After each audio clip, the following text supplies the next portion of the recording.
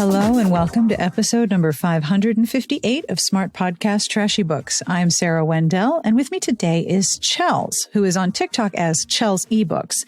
Chels has been doing a series debunking the myths of BookTok. And let me tell you, when people say everything old is new again, myths about the sales power of new forms of social media are recycled with every new platform, I swear to God. So we are going to debunk some myths about romance and TikTok, and we're going to talk about what Chels really likes about TikTok too. Plus, we talk about classic romances and even more classic cover art. I will have all of the links, as usual, in the show notes at smartbitchestrashyBooks.com/podcast. Hello, and thank you to the Patreon community. You're keeping me going. I deeply appreciate it. If you have supported the show with a monthly pledge, well, every episode has a transcript because of you. Thank you, Garlic Knitter. And every episode keeps coming every week. Plus, if you're a Patreon member, you get bonus episodes and a lovely, lovely Discord and really fun people to talk to. If you would like to join the Patreon community, it would be most awesome if you did. And speaking of, I have a compliment. Yay! This compliment is for Elise. Elise, you have a fan club. It is entirely made up of the happiest manatees bobbing along in the warmest blue waters, and they all think you are fabulous. If you would like a compliment of your very own, please look at patreon.com/smartbitches. Take a look at all the different tours. No, there's no tours. Tiers. Yes, there are tiers. And a special hello to Daphne, who is one of the newest members of our Patreon community. This episode is brought to you in part by my favorite comfortable washable shoes, Rothy's. Now that April is here and it's Earth Month, I am finally going to commit to cleaning out my closet. I pinky swear that I'm going to do it. Am I going to get rid of any of my 6 pair of Rothy's? Absolutely, I am not.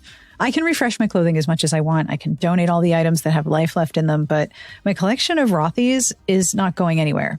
Every Rothy's style is woven with sustainable signature thread made from recycled materials, which makes them soft and flexible. Plus, they look and feel great right out of the box with no break-in period. Whenever I wear them, I am comfortable and I look a little dressed up, which is the greatest combo for me. And there are so many options. I've tried almost all of them. Ask me about any of these shoes. I have the flat, I have the point, I have the loafer, I have the lace-up sneaker, and I wear them every time I fly. They're versatile and they come in so many colors, and they're all washable.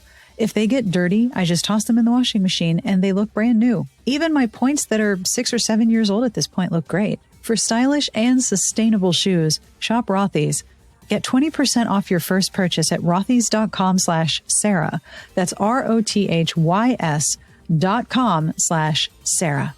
This episode is brought to you in part by Lumi deodorant as well. It is spring, which means the very mild winter we had turned around and got very warm and very humid very fast. Thankfully, Lumi deodorant makes it easy to feel dry and comfortable with wonderful scents to choose from. Lumi is a uniquely formulated pH-balanced deodorant that was developed by an OBGYN. It's aluminum-free, skin-safe, and clinically proven to control odor anywhere on your body for up to 72 hours. And heads up, new customers get $5 off Lumi's starter pack with code SARAH at lumideodorant.com. And not only do I like Lumi, but my teenagers do as well. One took the deodorant wipes for school, particularly for after gym class, and the report was, quote, "Mom, these are so great, and they don't smell weird." How does it work? Well, some products try to mask odor with a fragrance, but Lumi is formulated and powered by mandelic acid to stop odor before it starts. It's like a pre-odorant. It's a first-of-its-kind product. It was designed to be safe to use anywhere on your body, even your feet. Lumi Starter Pack is perfect for new customers. It comes with a solid stick deodorant, cream tube deodorant, 2 free products of your choice like a mini body wash and a package of deodorant wipes, and free shipping. As a special offer for listeners, new customers get $5 off a Lumi Starter Pack with code SARAH at lumideodorant.com. That equates to over 40% off your starter pack when you visit lumideodorant.com, Lume, and use code SARAH. This episode is brought to you by my favorite nerdy vitamin, Ritual. Perfection is impossible, so please let yourself off the hook with Ritual. Ritual knows it's almost impossible to get every nutrient you need 100% of the time, so they've made a multivitamin that helps you complete any gaps to support your health. As I said, I am very much a set it and forget it kind of person. I like solutions that are easy. I like solutions that I can trust. And I especially like solutions I do not have to think about because I never know what day or year it is. I did have to ask myself earlier if it was still 2023, and apparently it is, yes. I like Ritual because I never have to remember to order more, and I know what each ingredient is and where it comes from inside the Essential for Women 18 Plus, because they have a traceable supply chain. The Essential for Women is also one of the few women's multis that's USP verified, meaning what's on the label is what is in the formula. It's also soy-free, gluten-free, vegan-friendly, and formulated without GMOs. I really like my nerdy vitamin. Instead of striving for perfect health, aim for supporting foundational health. And I have great news. Ritual is offering my listeners 10% off during your first 3 months. Visit ritual.com/Sarah to start Ritual or add Essential for Women 18 Plus to your subscription today. All right, are you ready to talk about book talk? We're going to talk about book talk. We're going to do that on with my conversation with Chels. So my name is Chels. I'm a writer who's primarily interested in romance, the history of romance, publishing, and social media. I'm probably most well-known for TikTok. I have a BookTok account under the username Chels_ebooks. And there I focus on old school historical romance, romance history, and cover art. I also have a Substack where I write about romance and romance history and pop culture. It's called The Loose Cravat. I love all of those things. I am such a fan. I also love cover art, as you might imagine. I'm a big fan. Yes. And I love seeing how the visual representation of romance has changed, and yet how some elements remain the same. I do miss with all of the illustrated and cartoon covers. I really miss like animals just freaking out in the background of whatever the couple is doing. Like a falcon is like, oh my God, they're doing it. And a unicorn is like, get off my lawn. Like I miss the background animals that are just like, how dare. Yeah, or like a bunch of horses, or sometimes there'd be like a panther or a dog that's unsettling, like an unsettling dog. There's not enough of those. Do you have favorite covers?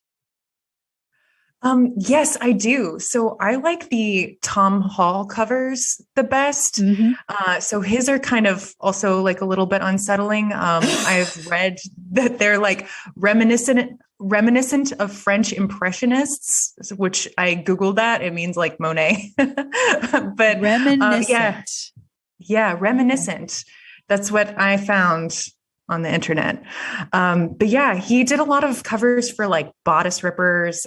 He did the original cover for Thornbirds. He did like Teresa Dennis's The Silver Devil, like that, like really creepy, awesome cover. That's probably my fave.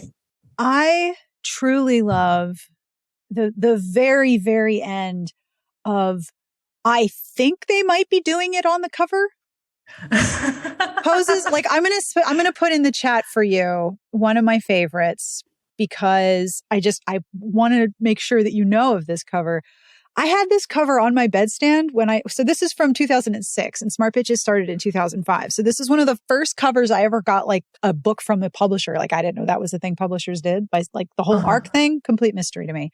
I had this on my bedstand because it made me laugh every time I looked at it. Are they on a cliff? I don't know, but there's like they're fucking on some jagged rocks with a wave that is about to kill them. I just like it's amazing. I'm at a loss. Yeah, no, it's amazing. Like I'm just really thinking about his knees. Yes. Exactly. Like, I think that's going to cause some scrapes. And he's got his pants on, but like those rocks seem extremely pointed. They seem threatening. My knees hurt just looking at that. Yeah, it's a little, good for him. Yeah, right? But this is, for those who will be listening, I'll obviously have this in the show notes. This is For the Love of a Pirate by Edith Layton. I think one of Edith Layton's latest or last books before she passed away. I love this cover. Like whenever someone's like, can you tell me, like, give me an example of a cover? I'm like, oh, just hang on. We got waves, we got cliffs, we got rocks. And I think they're doing it. Yeah. It's so fun. It's like, they didn't go for the beach. They weren't like, no. They're not going to make love on the beach. They're going to make love on the rocks. He's very edgy. So on your TikTok, you have been doing a series on the myths and the mythology of TikTok and book sales. And I have to tell you, I feel both incredibly like I love these videos. I think they're so interesting. And I love the way you pull from different sources in terms of analysis. They're brilliant. And I look at them and I'm like, oh my God, I've been doing this for 17 years and nothing has changed. It's just the platform. Yeah. So what are some of the ideas that you have been delightfully debunking?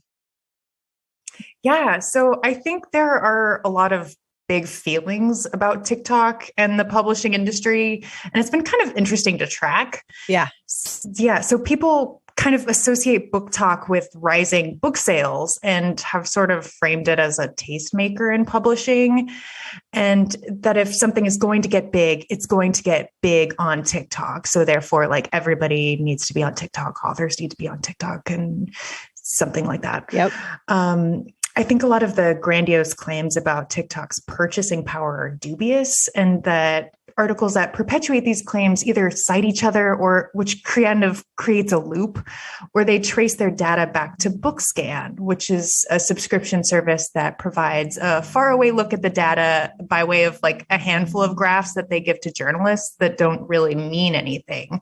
So you look at this information that they give you and they tell you that the correlation is causation and it's just supposed to make sense, but without kind of like being able to look at it like the granular data. Even if you were, I don't even think you would be able to track that like a view on TikTok translates into a sale. No, like it just really doesn't add up. The rise of BookTok happened during the pandemic. Yep. Like that's kind of and there's this New York Times article that came out like early March, like maybe not March, but it was like early 2020, like right in the beginning stages of the pandemic, where they noted that sales for authors who were bestsellers and celebrity books were doing really, really well, while new authors were struggling. So the big BookTok authors were all authors that had best-selling books in the aughts. Like Taylor Jenkins Reid had multiple, Leigh Bardugo had multiple, and a lot of them also have fandoms too. Yes. This is something that I've kind of taken up from other book talkers have kind of pointed this out too, is that when people write about BookTok, sometimes they attribute things to BookTok that are actually from fandom on TikTok. Mm-hmm. Like Colleen Hoover fans aren't BookTokers. No. Like they are Colleen Hoover fans. They make like Colleen Hoover fan content. Like that's not necessarily the same as someone from BookTok coming on and saying, hey, I read this book that nobody's ever heard of called It Ends With Us.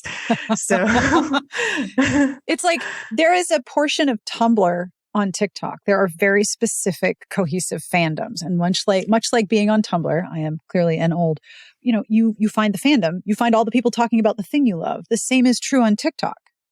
Yeah, like there's like a huge ACOTAR fandom on TikTok. So that's kind of like the thing that people say about BookTok is if they go there, if they get on BookTok and they don't like train your algorithm, is basically like once you interact with content, it starts to show you more similar content. Mm-hmm. So if you don't do that, primarily what you're going to be seeing is like Colleen Hoover or Sarah J. Maas. And so that people kind of like conflate that while these like big viral videos. And a lot of times too, it's quite interesting. If you go to the accounts of the people who have these big viral videos, they're not really regular book talkers all of the time. Nope.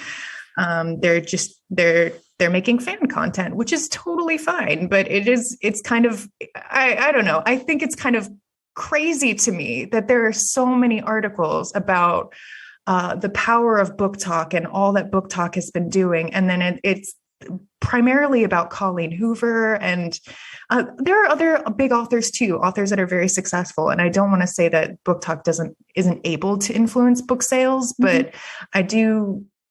I think there's kind of no way to prove that. And I think that a lot of the ways that people are talking about it is, I kind of question the motive sometimes. Like, I wonder why this is such a compelling story. And I don't consider myself someone who makes content for authors, but I have had a lot of authors like reach out to me and be like, thank you so much for saying that something that like, this isn't your fault. Like if you are on TikTok and you're not getting traction, like listen, the way authors, the way that people are primarily getting attention on BookTok is kind of the same way that it's always been. It's ARCs most of the time, advanced reader copies. BookTok is kind of a little bit more married to the front list than I think I would like in some ways, because it's very easy to kind of mimic the organic feel of like a word of mouth book. If like a wealthy Big Five publisher puts all of their power behind like a specific book and distributes like so many arcs. Yeah, it's grassroots, except that the grass is actually made out of $100 bills. Yeah, it's just like, so yeah, there's kind of like a lot of things that are kind of dubious. The book sales, and then there's also BookTok is saving Barnes and Noble is another big one. Which just that one really frustrates me. What too. Power and responsibility you guys have. Are you okay over there? Yeah, it's, the weight of the world. It's fine. Yeah. And that one's really funny to me because Barnes and Noble has a lot of goodwill by way of not being Amazon and by being the only physical bookstore in a lot of areas. And Barnes and Noble is kind of capitalized off of TikTok with, their BookTok tables. And they have touted like James Daunt, their CEO, has like publicly thanked BookTok and said that this is kind of the reason that they've come back. It's not just that, though, because Barnes & Noble is one of the last remaining bookstores that is in so many locations. And also, it's going to be popular with young people because there are no spaces for young people to hang out in anymore. You're not supposed to congregate at the mall if you're a teen. Someone's going to call the cops. You can't hang out on the street. Someone's going to call the cops. When I was younger and my friends who have teenagers, they go to Barnes & Noble and hang out. There's a coffee shop in there. Yeah, it's so easy to do a Barnes and Noble book haul because there's really nowhere else to do it. It's kind of like it's easy content. You don't have to buy the books. You can just like film yourself looking at the books and then talk about the books, which honestly, nothing wrong with that. It's great. I would take more issue kind of with there are Barnes and Noble TikTok accounts where they have their employees make TikTok videos, and that I block all of them. I hate that so much. I think I don't know. They're not getting compensated for that. The devil you say. Yeah, they're definitely not. One of the things that struck me, two things actually struck me as I was looking at your videos, and I'm like, wow. Okay, one, we are still starved for accurate data inside publishing, whether you are an author, whether you are a reader, whether you are trying to figure out what a book actually sold. We're all still starving for accurate data. And everything is the same, right? Like, okay, when I started blogging in 2005 about romance, so I was blogging before that, but when I started Smart Bitches in 2005 with Candy Tan, that was right at the start of book blogging. And authors were told at that time, okay, you need to start a blog. You need a blog. Blogs are important. You need to have a blog. And I was like, no, you don't. You really, if you are good at TikTok, then you think, okay, I have an idea and I know how to make this visually. If I want to write something, that muscle is very strong. If you're busy writing books, you can't also maintain a blog. That's not universally applicable advice. But it was like, no, you have to have a blog. And then it was Instagram. You need to have an Instagram. You need to have a Twitter. You need to have a BookTube. You need to be an influencer. You need to have this platform. That's never changed. It's staggering to me that people are like, oh, I need to be on TikTok. I'm like, well, you don't need to be on TikTok and you don't need to have a blog. It's okay.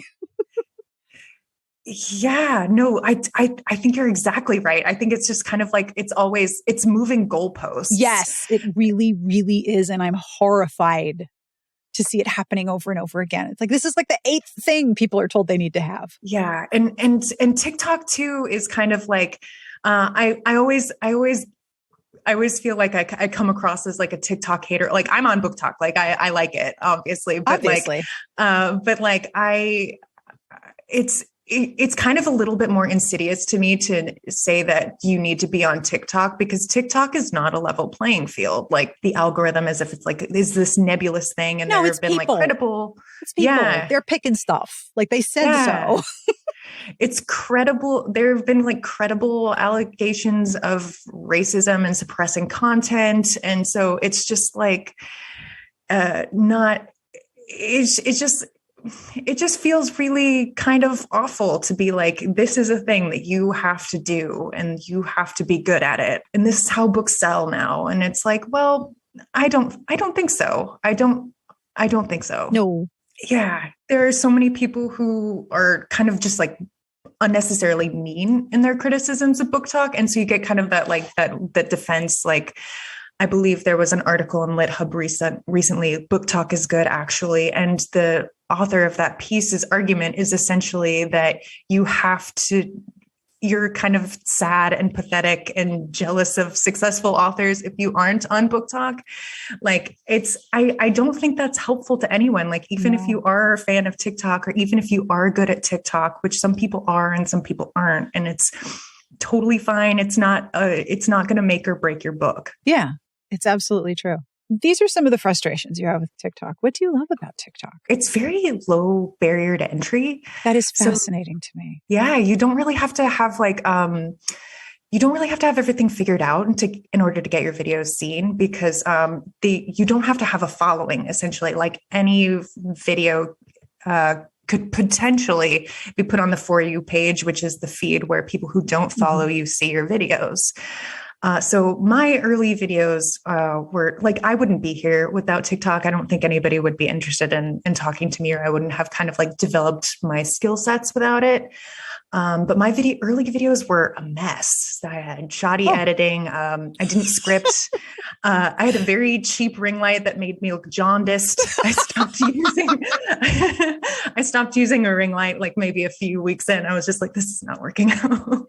I just have to hope for the best with the weather outside that's bright enough. But yeah, people will tell you also like what you have to do on TikTok. And I think that can be kind of obnoxious. Like you have to have like really short videos. They have to have trending sounds. I didn't do any of that. All my videos are like 3 minutes plus. Yep. I'm not really interested in creating digestible content. It's made me really good at condensing my thoughts and editing and trying to pick out the absolute best words possible so that I'm not making like 10, 15-minute videos. I also don't talk about new books, which is kind of a thing that people say that you have to do. Most of my most successful videos are about bodice rippers that are out of print. Oh, yeah. I noticed that one of the things that TikTok did do is revitalize the backlist of authors. Now, they were already popular. These were authors who were already known names, but they were books that were going back like maybe 10 years. And my theory has always been that if you haven't read it, then it's a new book. Yeah. Publishers, not like marketers and publicists, not a fan of that statement. But no, if you haven't read it, it's a new book. So it doesn't necessarily matter when it came out. If you're like, I got to tell you about this, like, please tell me everything about this book from 1972. I want to know everything about it. Yeah, it's so much fun to do because like there's so much out there, and it's also just like it kind of opens up kind of the possibility of like what you can be talking about. You don't need to be going to Barnes and Noble. You could be going to that really smelly bookstore where they don't organize the books and they're all in like the brown bags. And you're searching for Topaz Man with his shirt. Yes. Yes. I am always searching for him. I used to hunt for what cover he was from until I realized, oh, that's a separate illustration. Oh, yeah. The one on the spine. Yes, like, with the white shirt and the incredible hair. Yeah, I want a shirt like that. Like I find it hard to get the sleeves right. Yeah, it's like part puffy shirt, part pirate shirt.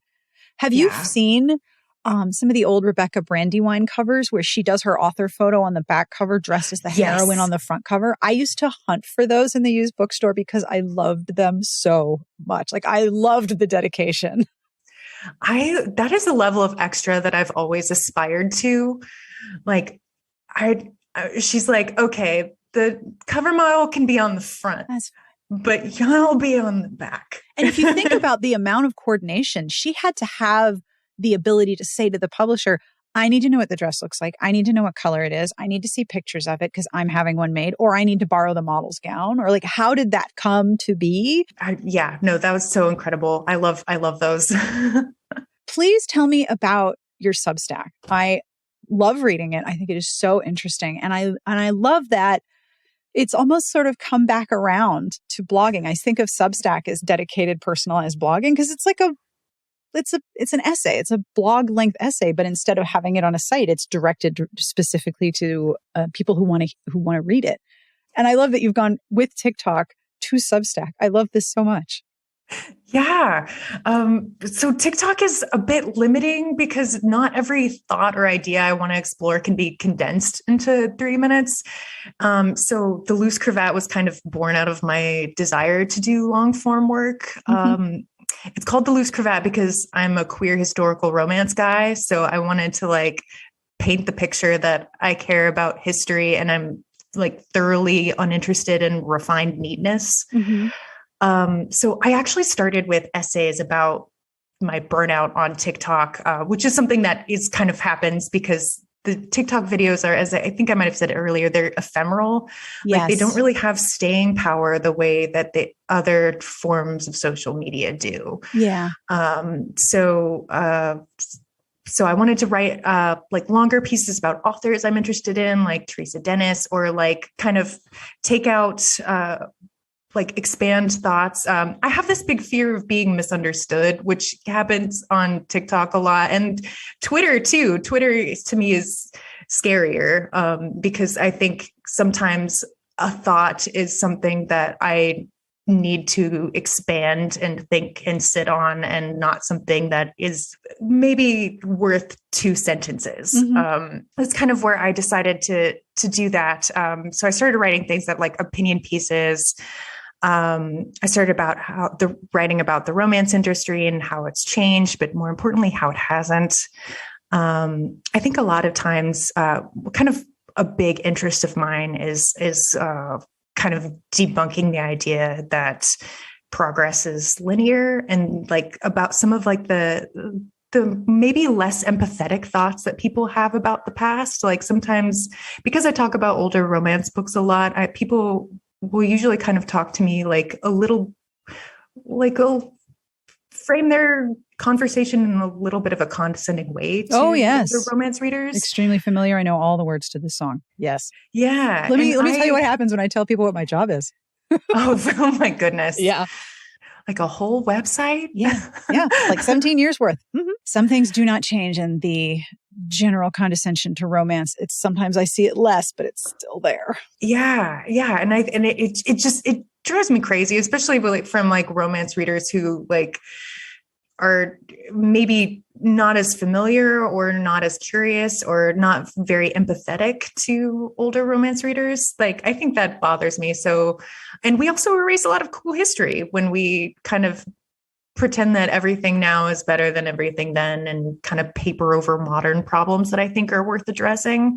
I find a lot of times people who make big blanket statements are the ones who are the least curious or helpful in fixing anything. So, but yeah, I'm interested in digging into thornier subjects, but hopefully with like an honesty that does them justice. What led you into this particular interest? The romance reader origin story is something I love, but it's always like, well, meandering. Yeah. So I think that I can kind of, so there is the like, my mom read romance novels and she also wrote too, but we didn't really overlap like in the hobby as much. So it was kind of like during the pandemic is when I got really, really into romance novels. And I think kind of what kind of made me when I am is probably reading a lot of bodice rippers and kind of like the books that are like so maligned. For me, like there's a lot of them are like kind of have like a little bit of elements of horror to them. Oh yeah, for sure. That I really found appealing and I liked thinking about them. And that's kind of, I think that was kind of a turning point for me is when I started like digging more and more into like the past and like what people used to do and how things started and how people used to think, because I think for me, it didn't feel good when people would be kind of like, I don't know, a little bit snooty about it. Or this seems completely normal to me, but I know exactly what kind of reaction you get. I think that sometimes people are like, why are you spending so much time on this? And I'm like, because that's my favorite thing in the world. Yeah, absolutely. What are some of the most memorable romances that are no longer in print that you just love to think about? Judy Cuevas's Bliss and Dance are my absolute favorites. They're so perfect. So they're set in like the early 1900s France. The first one, Bliss, is about Nardi, who's like a sculptor. And the second one is about his brother, who's a duke. But picture me saying that with a C instead of the K-E, because he's a French duke. Yeah. Yes. Yeah. And they're just like, both of them have like so much about art and like messy family relationships. I love Judith Ivory so much. I think that she's very, I think kind of something that can be kind of frustrating about a lot of romance novels for me, at least, is that like they're so tied to reconciliation. And like, I love how she's kind of like, sometimes you hate a guy, but that doesn't mean that guy is awful. That people just don't like other people. And that's like something that is weirdly comforting to me about her books. It's not really the point. Like there's the romance, but she's just so good with people. Her characters and characters by like Patricia Gaffney, they just live in my head, right? They're so emotionally realized. Like I know the popular trend is they're very fleshed out. They seem real, but they're so emotionally memorable and so emotionally nuanced that like they just haunt my brain. And I've read them like 10 more years ago. Yeah, no, the Wickerly trilogy, I reread those so often. Just like perfect series. I recommend, like everybody says that To Have and to Hold is like, I think that book is extremely good. I actually think that book is feminist. Oh yeah. I said that like it was like radical thing. No, it is feminist. Absolutely. It's like got a lot of cool stuff and ideas about like prison and incarceration and like the type of women that get left behind. Yeah. But when people talk about it, they're like, oh, he's a bad man who did a bad thing. And I'm like, well, yeah, that's the point. That's kind of the whole thing, right? Yeah, that's the point. I do think like sometimes there's kind of like a tendency to have a lot of romance characters be more unequivocally good than they used to be. Yeah.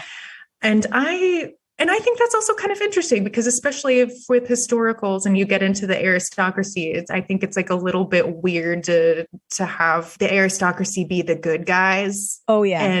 And I think that is a little bit weird. Yeah, I do. Not that I don't enjoy it, but like I kind of like the older books where in some ways like they're like, yeah, he's the love interest, but he's also a horrible person. Oh yeah. Because kind of everybody in this position is in a way a horrible person.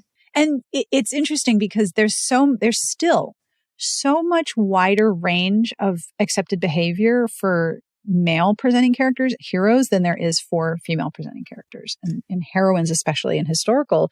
I think it was Lisa Kleypas. It's like they're like Goldilocks' porridge, not too hot, not too small, not too loud, not too mean, not too strident, not too anything, just this very neutral, even plain yogurt. Like there's not even a flavor. It's just a solid, massive person. People are really harsh about heroines. Like still, it's amazing to me. If I see someone on Goodreads call a heroine a bitch, I'm like, I am going to love that book. Oh yeah. It's like, it's like if you see a book review that says this book had too much sex in it, like 60 readers just went, I'm sorry. Could you tell me the title again of the book that had too much sex in it? It's like, oh, it sounds great. Yeah. So what are you working on now? I am starting a podcast. Yay! Which is hard to do. Awesome. Tell me all about it. So it's called Reformed Rakes, and it's with actually two other book talkers. So it's like a historical romance podcast for leftists, essentially. Oh, perfection. Absolute perfection. Yeah. So we filmed like a few episodes so far. So hopefully maybe sometime within like the month or so, we'll get some things up. But yeah, that's kind of so yeah, it's called Reformed Rakes. And then also just my Substack. I think I've been kind of putting a lot of effort into my writing, and it's kind of been kind of a nice outlet. So what books are you talking about, and who else is in this podcast? Yes. So it's me, Beth. She goes by Beth Heyman Reads on TikTok. Probably the most concise reviewer, and he's really good at giving like plots without spoilers. Like that is can do like art. Yeah, that's hard. she can do like a very condensed summary of a book with no spoilers, and then also have like the criticism and commentary just like very neatly tied together. And then I'm also with Emma, who's MKick on TikTok. So she's a lawyer and law librarian. She also has a Substack called Restorative Romance. What we first recorded is a series on Cecilia Grant. We're huge fans. Good. I love that book, Lady Undone. I love that book because there's so much bad sex in it. Yes. Like there's super hot conversations about land management and sheep farming, and the sex is terrible. So bad. They're having sex like almost the entire time. And it's like so bad. There's one point where he loses his erection. Yeah. Yeah. It is so good and it subverts so many things in so many ways. There's no shortage of things to talk about with that book. It's really, really good. And we're really excited about that one. So what books are you reading right now that you would like to tell people about? They're kind of related. So I on accident, because I bought these two books. Anyway, so I'm reading The King's Brat by Constance Gloyes, and it's a historical romance. It was published in 1972, which is kind of interesting because that was the same year as The Flame and the Flower. Yeah. But this book wasn't like obviously not game changing in the same way. And it was published as a hardback from Prentice Hall, and they're like they're more well known for their textbooks. So I don't think it was really sold as a romance novel, even though it totally is, but it wasn't really sold as one until 79 when Warner picked it up, and they gave it like a clinch cover that's like illustrated by Melissa Duilio, and put it in a mass market. So now it's a romance novel. Yeah. Even though it's the same. But I picked it up because I'm currently reading about like depictions of Newgate in romance novels. And interesting. The first like third, well, that's probably too much. The first like fifth is like all in Newgate, and it's horrifying and gross and weird. I read another 70s romance novel that was like, had a lot of Newgate scenes. I feel like when Newgate kind of pops up nowadays, I don't think people are as interested as setting the scenes inside Newgate as they are like referencing Newgate, which is fair because it's kind of a horrifying place, not super romantic. But yeah, it's like a Restoration era, and the heroine catches the eye of Charles II. And you do? Yeah, anyone could really. He had a very roving eye. He was popular. Yeah. And then she like makes an enemy out of Barbara Villiers, which was his like kind of like famous mistress. Sometimes I think she was also like known as Lady Castlemaine. Yeah. But I got this book at the same time that I got this other book called The Lives of the English Rake. And there's like a whole chapter on Charles II. So I was like, oh, that's interesting. The author, Fergus Lennane, says that he was too nice to be a rake, which I didn't know. Romance novels taught me that rakes can be nice. So I've seen many a nice rake. Yeah. What is this definition? Yeah. I feel like there's like a taxonomy of rakes you can do. Like there's like there's like a dissipated, there's like the charming rake. There's like from, what is it? Like Anne Gracie's The Perfect Rake. I always think of that, where they're like, reformed rakes make great husbands. There's the scary cold rake, the crime mastermind rake who doesn't let anyone near them, but has lots and lots of sex. Yeah. There's like the misogynist rake. That's, there's the charming one. Like, we're told that Colin Bridgerton is the charming rake, but I have yet to see the evidence on paper. But like, I'm sure you can just call him a rake, and it's true. Yeah, you can just say it. You can just say that he's charming. Yeah, and I mean, a lot of historical romance is a very, very fast shorthand because you're talking to an audience that is familiar with all of these pieces. So if you say this character's a rake, like, okay, I fill that in. I know what that means. Yeah, you definitely do. But yeah, so I believe that Charles II was a rake, unless you exclude kings. They also had a lot of sex. Yeah, he did. And so did his mistress Barbara Villiers. And she's kind of a villain in the romance novel that I'm reading, The King's Brat. But like she also pops up in this book and they're like, oh, well, they didn't say that she wasn't a villain, but they said that she was a rake and that Charles didn't have any problem with that. So I thought that was he's apparently very easygoing. I have a rake for you to read if you're interested in a recommendation. Yes, I am. I am an inveterate fan of a lot of Edith Layton's books. I already showed you we have sex on edgy rocks. She wrote a book in like 1982, like early 80s. It's called The Duke's Wager. And it's about a heroine who is pursued by two men who are both attractive and very desirable in society. And one of them, okay, this is the cover copy. You ready? All right, hold on to your headphones. One was Jason Thomas, Duke of Torquay, whose skill and success in seduction had made him a legend of lordly licentiousness. Oh, I love the alliteration. Right? Oh, so good. And the other guy is St. John Basil St. Charles, who's the devilish Duke's only rival as the foremost rake of the realm. And they decide to have a wager as to who's going to ruin this girl. And it takes a lot of clever turns, but they're two very different models of rake. That's awesome. Yes. Two. So it's a triangle. Yes. Oh, but it's not a love triangle where you're invested in both of them.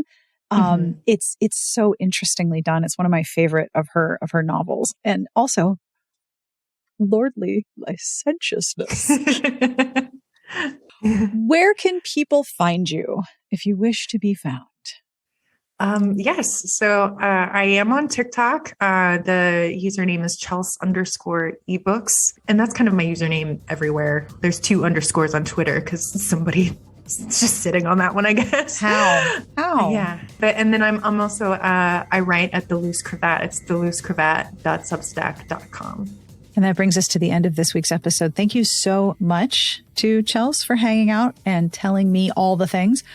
As I mentioned in the intro, I will have all of the links to all of the things that we talked about. But at the end of the interview, Chels mentioned, there should be a taxonomy of rakes. There is now a taxonomy of rakes because Chels wrote one. And I will link to that Substack in the show notes as well. As always, I end with a terrible joke. And this joke comes from my email inbox. This was sent to me by Caroline. I hope I'm saying that right. It could be Caroline, but I think it's Caroline. Caroline's 7th grader just told the most groan-worthy joke and, quote, I immediately thought that I should share it with you for the podcast. These are good thoughts, and I commend this impulse. This joke is terrific. Are you ready? Why can't you run through a campground? Give up? Why can't you run through a campground? You can only ran because it's past tense. Past tense. That is an outstanding joke. Thank you, Caroline. And thank you to Caroline's 7th grader. That is top tier. On behalf of everyone here, we wish you the very best of reading. Have a wonderful weekend, and we will see you back here next week. Smart Podcast Trashy Books is part of the Frolic Podcast Network. You can find more outstanding podcasts to subscribe to at frolic.media/podcasts.